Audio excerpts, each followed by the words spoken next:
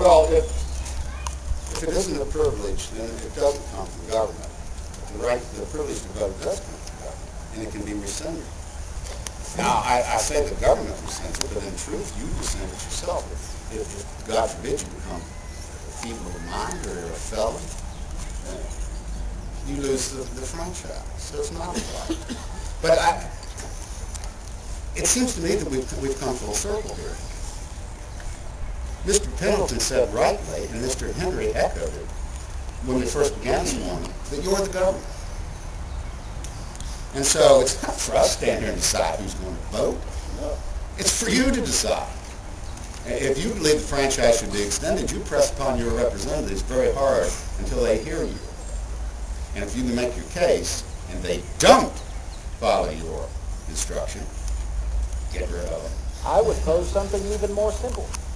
If you don't wish to move and get into the workings of government and you desire the obligation, gentlemen, of voting, improve yourself if you don't have it.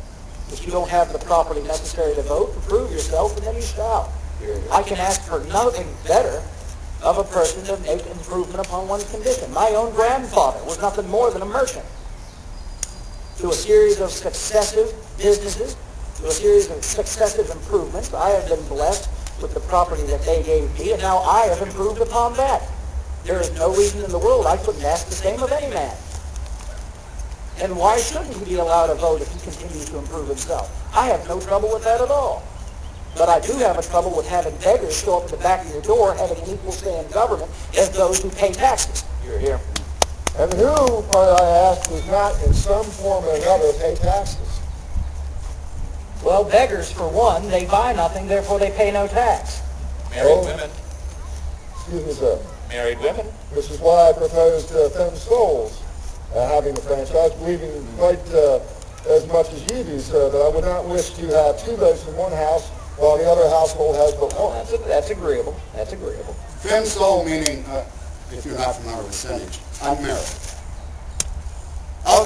Women in the group, if you are hot for the vote, take yourself to New Jersey. You can have it there. Now, I wouldn't wait long because I don't know how long that experiment will last.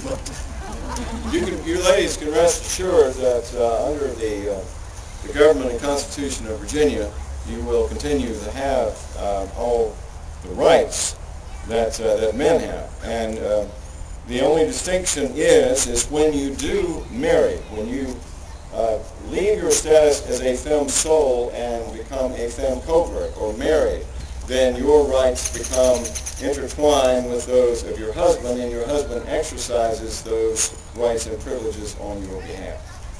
But the rights are the same, as was true when we were subjects of the government of Great Britain. Now, what other comments, questions do you have? Yes?